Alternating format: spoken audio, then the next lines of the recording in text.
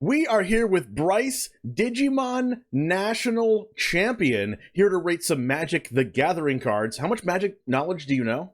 Limited knowledge. I've never played competitively, and I play Commander sometimes, but like not really. Okay, so you know how like mana works, colors are, Yeah, like different things like that, how to I know cast mana works. spells. I know the types of cards like instant sorceries, creatures. I know everything's a spell. Okay, now that we have the major things out of the way, let's do a special episode today where we're going to only be talking about colorless cards, and you're going to tell me whether they are good or bad. Not commander focused, by the way. More of a more competitive, competitive environment, standard, pioneer, modern, things like that focus. Because let's be honest, almost everything can be good in commander in their own way. So we're going to stay out of commander. If you have any questions, like you do only have commander experience, so you can kind of ask me questions like that. Ask me any questions that you want, and then let's go ahead and get started. Are you ready? Yeah, I'm absolutely ready. I hope my card game general knowledge carries me through. I mean, you're a national champion, so we have to put the bar pretty high here. Okay, absolutely. I'm down for some crazy cards. I had a comment on one of the last Magic videos on this being the first card, so I have to give you this as a first card. If you're the one that commented it, or you saw the comment, let me know if you saw it, because I listened. I read every single comment. I listen to all of them, so this one is because of you commenters. Let's start out with this one. 7 mana, colorless, 4/4 flying angel artifact creature. So it's effect you can't lose the game and your opponent can't win the game.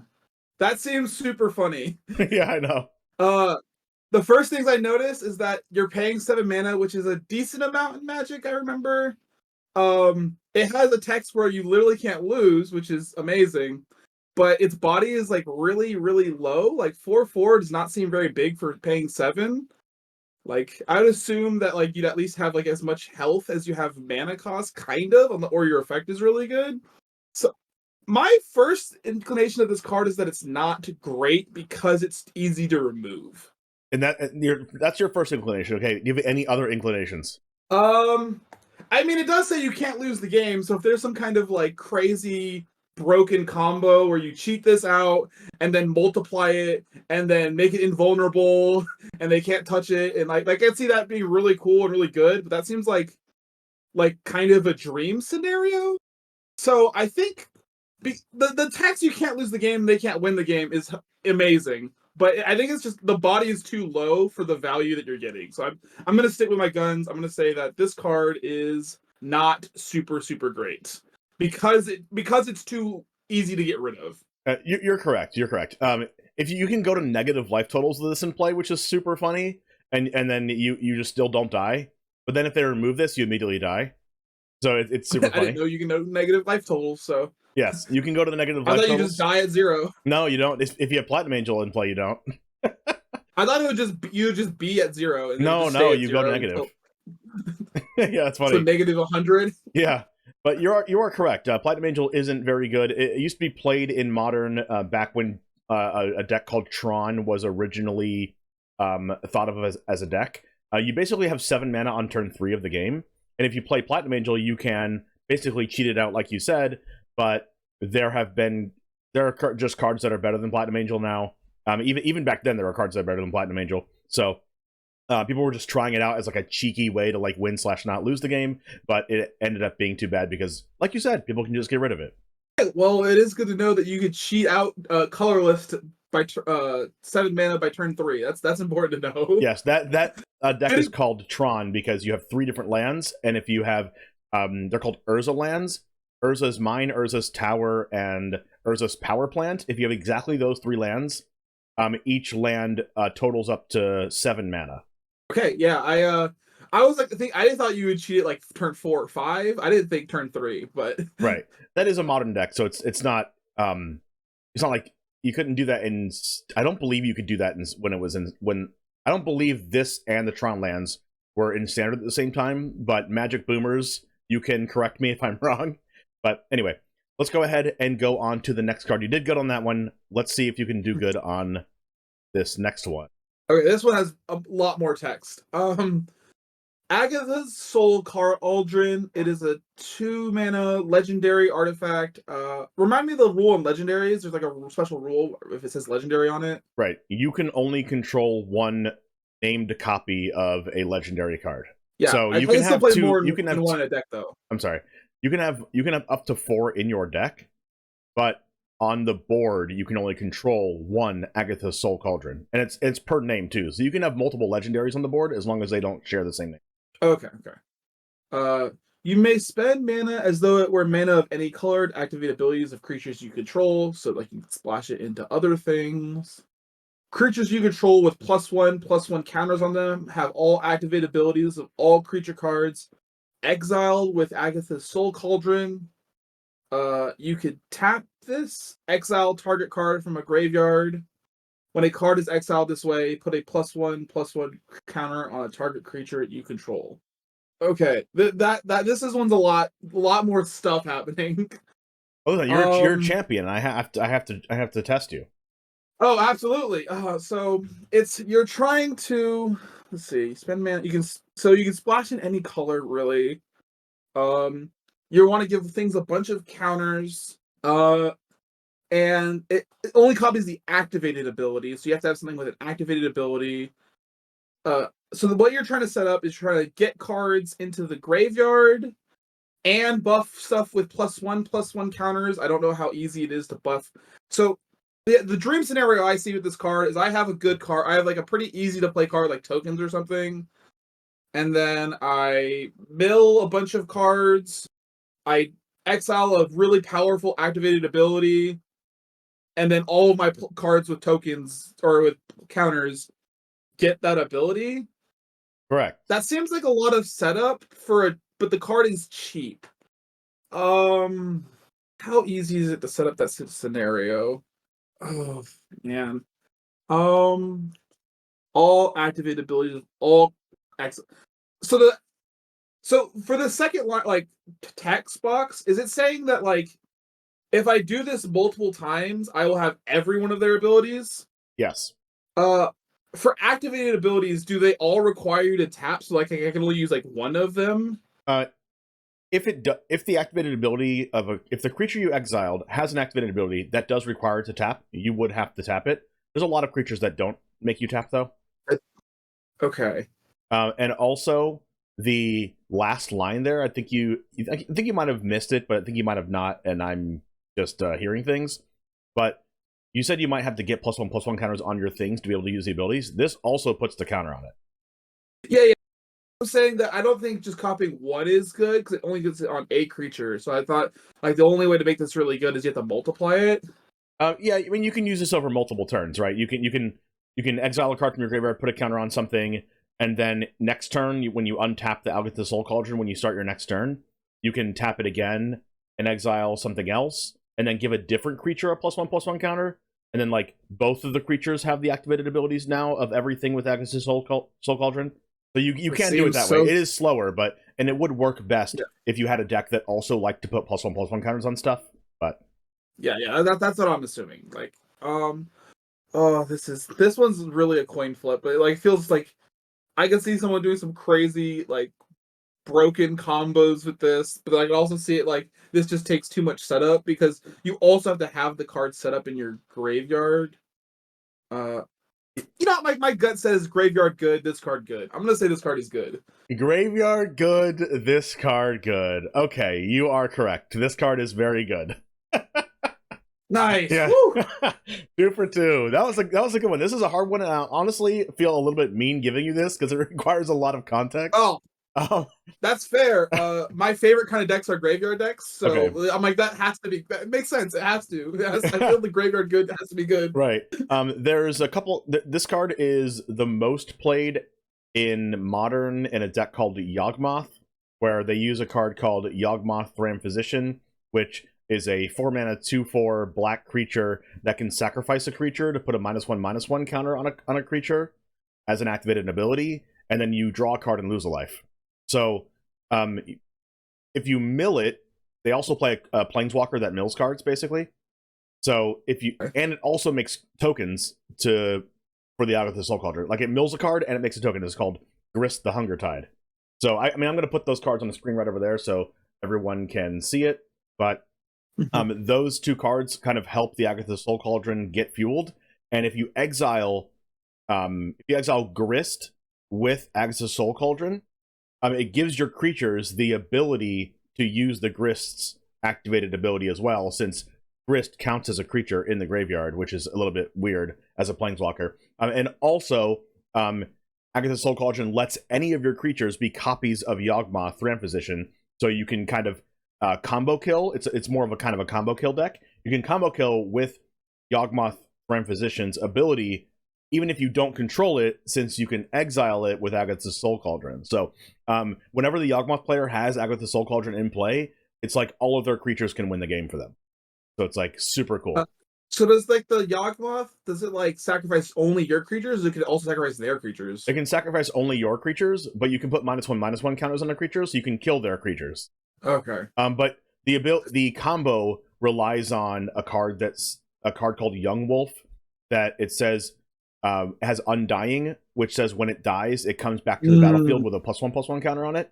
So not only does that work with Agathas Soul Cauldron, but if you have two Young Wolves, you can take a counter off Young Wolf to kill the other Young Wolf. Young Wolf comes back with a +1/+1 counter on it, and then you can take that counter off to kill the other Young Wolf, and then it keeps coming back with both Young Wolves, and it's an infinite combo.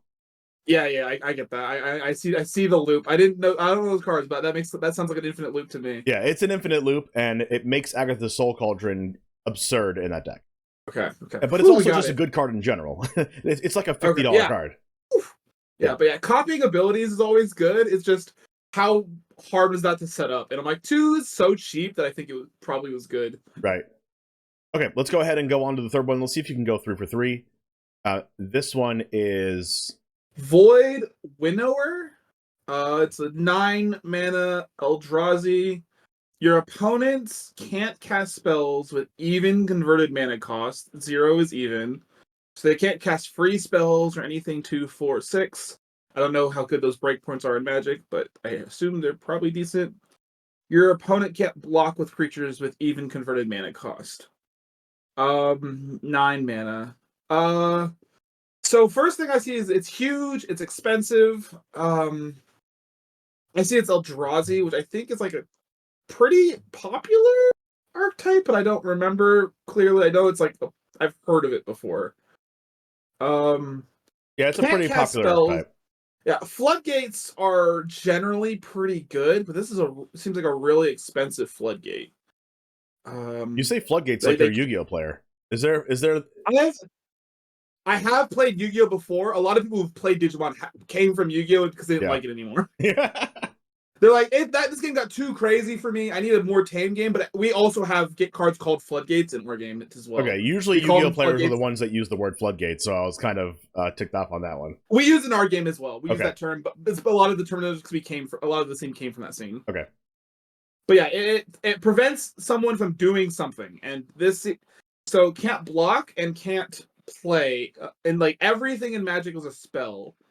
So that means you just can't. You can play 1 drops, which means you can play your early game. You can play 3 and 5 drops, which is like good mid game. But I think a lot of cards are good at 2 and 4. The effect seems so good. The issue is how expensive is expensive. Like expensive is definitely a drawback on that card. So I'm trying to value like how bad is 9 compared to how good this effect is. I mean, you did say earlier you could cheat a 7 drop on turn 3. So how hard is it to get a 9 drop like similarly, like maybe on turn 4? It's like I played this on turn 4 and my opponent can't play turn 4. Like in that specific deck, it is possible to cast Void Winnower on turn 4. Yeah.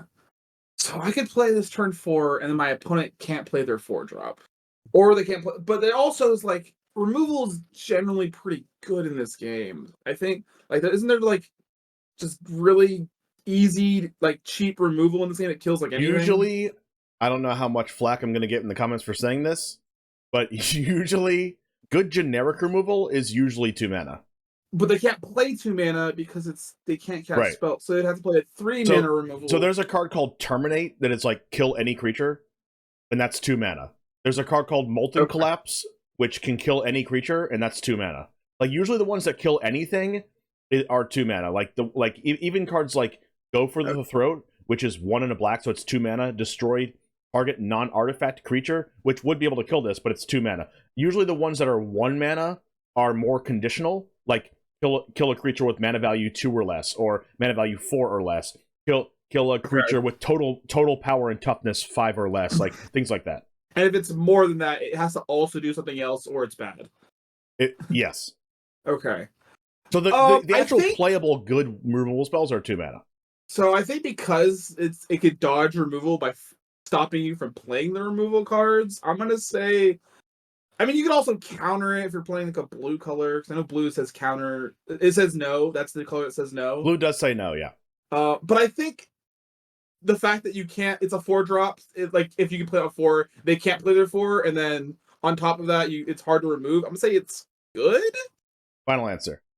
Yeah, good final answer. This card is a Commander All-Star, but this card is not good in the competitive scene.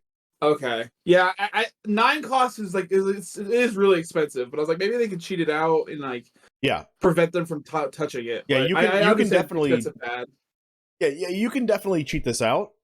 But this deck can also cast even better cards than this, and using there's a better card is a really bad thing to say to someone who doesn't even know the game, because like how are you supposed to know how are you supposed to know that there's better cards than this, right? I mean, I could assume there's a better card. 9 is a lot. Yeah, there's a 10 mana card that the Tron deck plays, is what we're talking about, called Ulamog the Ceaseless Hunger.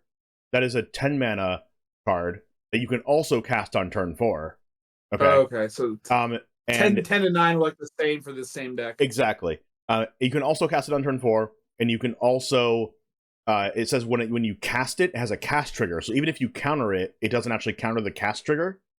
When you cast it, you exile 2 cards your opponent controls. I didn't even know those cards like that. I thought there was like every card that can be countered, counter just says no. Like it just doesn't happen at all. There are counters for abilities and counters for the actual spell. So you can counterspell Ulamog the Ceaseless Hunger, and they won't get the 10 mana 10/10 on the board. But they would get the cast trigger to exile 2 cards. Yeah, I didn't even know that was a thing. I thought I thought like if you counter something, it's just it's like Yu-Gi-Oh! You said negate. I don't get my card. Yep. Except for if Yu-Gi-Oh! Said when you play this, do this, and then when it enters the field, do something else. Right? It would be like a distinction, which Yu-Gi-Oh! Doesn't actually have right now, I don't think. Yeah. Anyway, Ulamog the Ceaseless Hunger is a 10 power, 10 toughness, not 11/9, which isn't too big of a deal, not much of a difference. A 10/10 and 11/9 are like basically the same thing. Yeah. But it also says that when it attacks, your opponent exiles the top 20 cards of their deck. Oh, so he just decked them out in like 2-3 turns? 2 turns you deck them out if they're not already dead by a 10/10 attacking them, and you already exile 2 of their cards. That is, I can see the strength of that. I was definitely on the edge of like, it's hard to remove because the good removal it stops. So that is true. I was like, that kind of insulates it a little bit, but I was like, I guess if this is a better card, you just play the better card. I mean, and Ulamog the Ceaseless Hunger also has Indestructible, so even if you could remove it, you can't remove it unless you exile it. So it's a little bit of a catch-22 there. There are cards that make you sacrifice Void Winnower that are like 3 mana, like Liliana of the Veil, but most cards that would remove this are 2 mana still. Even cards like Shieldred's Edict is a 2 mana your opponent sacrifices a creature. You also can't cast that. So it's like this is basically an all-star in Commander because of that, since so many cards are 2 mana in Commander. Okay. Anyway, let's go ahead and go on to the next one. Let's see if you can get a third one right here. And this one is almost the polar opposite of Void Winnower. 1 mana Ginger Brute. We have the Gingerbread Man running from a wolf. Yep. Artifact creature, food golem. Pay 1 extra. Gingerbread can't be blocked this turn except by creatures with haste. 2 mana, tap, sacrifice Gingerbread, you gain 3 life. So there's a 1/1 with haste, and you can pay 1 where it can't be blocked except for something with haste. But if something else has haste, it's probably already swung already. Generally, I think that's like the point of haste. Um, uh, 2 mana and tap this creature to gain 3 life. Uh, can you remind me, for Magic, everything is technically like instant speed unless it says otherwise? Yep. Okay, so if this thing is just being obnoxious and I could like pay 2 and just get rid of it to heal myself, healing is like kind of irrelevant most of the time, but it has like that upside. Um, 1 mana haste seems good. 1 mana haste is like the biggest thing calling out to me in this card. One thing about the 2 mana tap sacrifice Gingerbread, you gain 3 life. That is an attribute that almost every food card has. It's a food golem, so everything that's a food can do that. Okay, so foods have like synergies. They all try to heal themselves. And foods aren't always creatures either. There's foods that are artifacts. Yeah. There's things that make food tokens, and the only thing food token says is tap it, pay 2 mana, tap it, gain 3 life. Tap it, sacrifice, gain 3 life. That's what a food is. That whole text box is basically what every food does. Yes. And including the token. So the thing that's sticking out to me this card is 1 mana haste and also 1 mana extra can't be blocked. You make this if you try to buff it. I mean, then the mana value of it goes down a little bit because you're investing other stuff into it, and then their removal is more effective. But I've played Hearthstone. I've seen Boar. This looks like a Boar. That I know what Boar is. And a Boar is a bad card until it's not, until something breaks it. And I assume Magic has so many cards that a 1 mana haste is breakable. So and it also can pay an extra where it can't be blocked to make it even more breakable. So I'm gonna say it's good because of 1 mana haste mostly, but also 2 mana haste can't be blocked. And I'm assuming there's some like combination of cards where you just make this the most obnoxious thing ever, or like some crazy like combo. So I'm gonna say it's good. You are correct, and what's funny is, this card is good. It's played in multiple formats. It's played in Standard. It's actually got reprinted in Standard as well. It came originally in Throne of Eldraine, and this card is from Wilds of Eldraine. So it came out like a couple years later as a reprint. And it's so funny because of the Gingerbread Man's running away from the wolf. And, just getting beat up by the Gingerbread Man. Yeah, it's like it has the "you can't catch me" text where it can't be blocked. So it's like it's so funny and flavorful, which is what I like about this card. But it is good. Flavor. It's flavorful. Get it? It's a food. Anyway, this card is good, and partly because of the second card that we already went over, right? Agathas Soul Cauldron. If you exile this from your graveyard, every creature you control gets the ability to not be blocked and also to sacrifice to gain 3 life. So in Standard, right now, there is a deck that is artifact based, and it plays Gingerbread because you can use it with Agathas Soul Cauldron to make like basically any of your creatures unblockable. And it's also played in Modern, and it uses a big equipment that gives a creature +10/+10. And you can get this out of the deck with a card called Urza Saga that lets you get a 1 mana or less artifact from your deck to the battlefield. So you can get the Gingerbread from your deck to the battlefield, equip the 10/10 equipment to it, give it unblockable, and hit them for like 11 damage. And the way equipments work in Magic, it's like you play the card and then you pay a separate cost to equip it. Yes, unless a card says otherwise, but yes. So I assume like the equip cost is like not that big. Like you play the card for a lot, but then the equip cost is cheap. So like then you bring this out for cheap and then equip it for cheap then just do a big chunk of damage. It's the exact opposite. It's a 1 mana. It's a 1 mana equipment, and it costs 10 to activate. Oh, okay. It's like I'm pretty sure it costs 10 to activate. It's called Colossus Hammer, and but there's a lot of cards in that deck in Hammer Time and Modern that lets your equip cost be 0.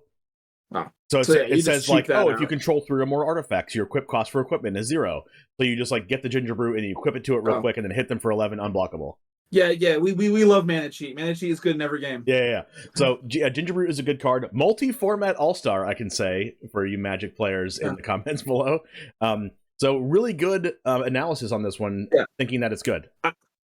Yeah, I will say the third line of text almost was irrelevant in my analysis. I was like, it's just like a bonus on top of it being a 1 mana haste that has unblockable with an extra mana. Yep.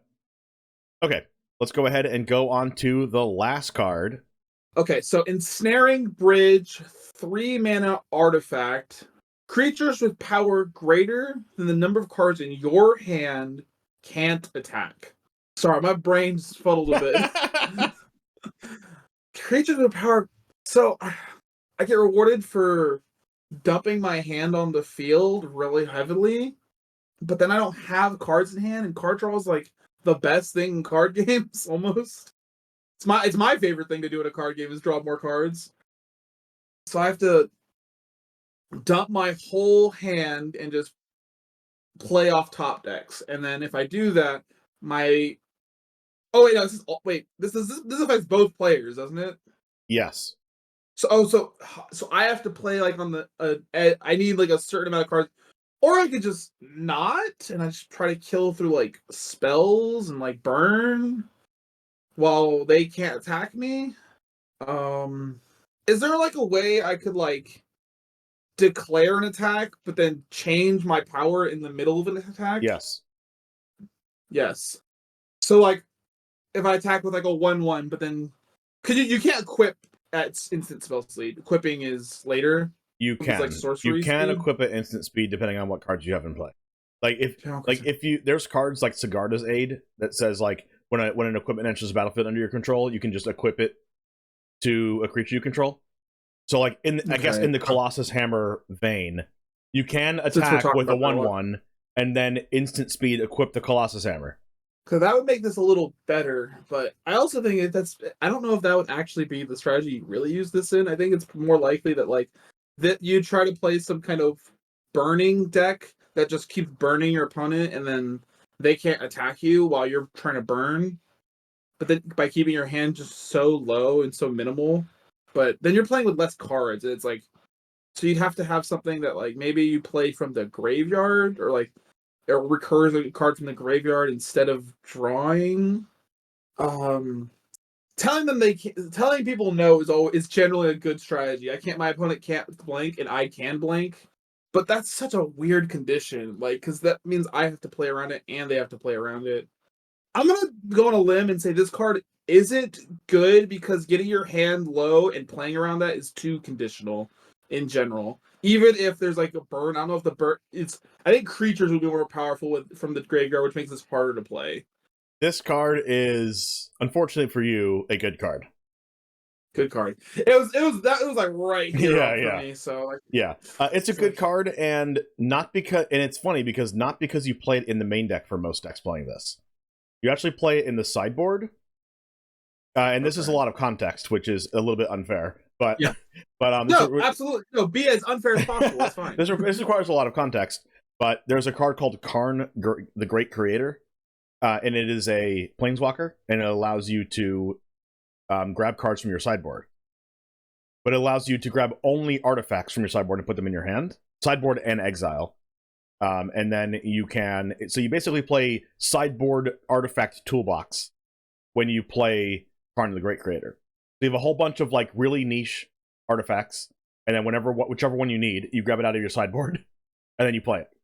Yeah, I've played games with a sideboard, like Yu-Gi-Oh! And some other games, but like I've never played a game where you interact with your sideboard in the middle of a game, so that would never have occurred to me. This is quite possibly the meanest card I could have given you. So I was like, you're a champion. You'll get it. You'll understand. I mean, I understand that it was good. I didn't realize you could just I need exactly this. Let me grab this. Right. I actually played in a regional championship qualifier yesterday, and yesterday means something different, especially if you're watching this like a year from now. But regardless, I played in one yesterday, and I had lethal on board, and my opponent cast a Karn. And then got an Snaring Bridge, and then cast an Snaring Bridge in the same turn, and then I could no longer attack him. And then I had a board of like 5 creatures, and I was like, draw, go ahead. and then he went, draw for turn, play my card I drew for turn, go. I went, draw for turn, go ahead. For like 5 turns in a row, and it allowed him to have enough time to beat me. Enough time to find all the removal spells for all of my creatures, and then he ended up just winning the game after that. Yeah, that's I can see that being super crazy. You can just toolbox this. Like if I could grab this at any time with like a my good toolboxy boss card, that this card's insane. Because then I'm like, oh, I only grab this when I need it. I don't have to like build my deck around it. Exactly. Yeah, that makes it way more insane. Yeah. Yeah. So it's a deck called Mono Black Coffers, and a lot of decks can play Karn the Great Creator, and there's a lot of decks that have in the past, and a lot of decks that still do. Even the Tron deck that goes 1 mana, 2 mana, 7 mana on turn 3 also plays the Karn the Great Creator to do the sideboard toolbox thing. Karn the Great Creator is also banned in Pioneer, a different format, so that you can't do that because the card's just very, very, very powerful. And Snaring Bridge is a very good card for that reason. It was also good before Karn the Great Creator was even printed, though. It was played in a deck called Mono Red Prison to do the thing you were talking about, to make your opponent not play the game and then burn them. Hey, I was so close. You were so close. They would either burn them. I play Lightning Bolt. I mean, they would either burn them or they would destroy all their lands, so they can't play the game. Yeah. I hate land destruction. Magic's not my main game, mostly because I don't like the land system. So land destruction is extra annoying to me. Yeah. So imagine you playing purple, right? And yeah, you can ramp and everything, but imagine if your opponent just like got rid of your mana forever. Yeah. I mean, our mana is very different, but yeah, your mana is different. But what if they put it from the mana pile into your graveyard, and like you could never get it again? Yeah. I mean, there is a deck that does infinite turns, but wow. They did a weird ban where they this card and this card can't be in the same deck, but the cards are like at 4 individually. Oh wow, they do a ban list like that where like you can't play them together, but they're still legal. It was the only card they did that with, because the way our energy system works is like a tug of war, but basically this combination of cards broke that tug of war. Oh wow, okay, yeah, that's kind of crazy. It's like at the beginning of your opponent's turn, it like plays a card, and if you play that card, you can put it back into a different card to gain energy. And because it gains energy at the start of your turn, there's like a start of your turn is before your opponent draws or does anything on their turn. Wow. So it's like at the start of their turn, I get my turn back and it's my turn again. Oh wow, that's absurd. So they had to ban that. The thing is, the card is in like a very like rogue, like not good archetype. Someone just found out if they combine it with like a random other card, it absolutely breaks it. So like this card can't be played with any of these 3 cards in the same deck. Wow. I honestly wish like Magic or Yu-Gi-Oh or something like did something like that. You can still play the card, but like you can't play it with these other cards. That's pretty cool. It is cool. I don't understand, like, oh, if I'm being creative, we don't like to tell people, oh, you can't have your creative idea of these 2 things, but it's because it legit creates an infinite loop, and our game is designed to not have them. That's true. Okay, well, that is all I have for you. Hopefully you had a great time analyzing these cards. Oh yeah, it was really good. I'm so upset I got the last one wrong. It was so close though, and you were so close. Oh, I was on the path. I saw it. I saw the vision. You did see the vision. Well, if you would like to be on the show yourself, just like this Patreon here, you can join the Patreon as well. The link is down in the description below. Also, you can go to prodigygames.com and use code JAME7 at checkout to get 7% off of anything in the store. Go ahead and do that if you do want all of your good sealed product.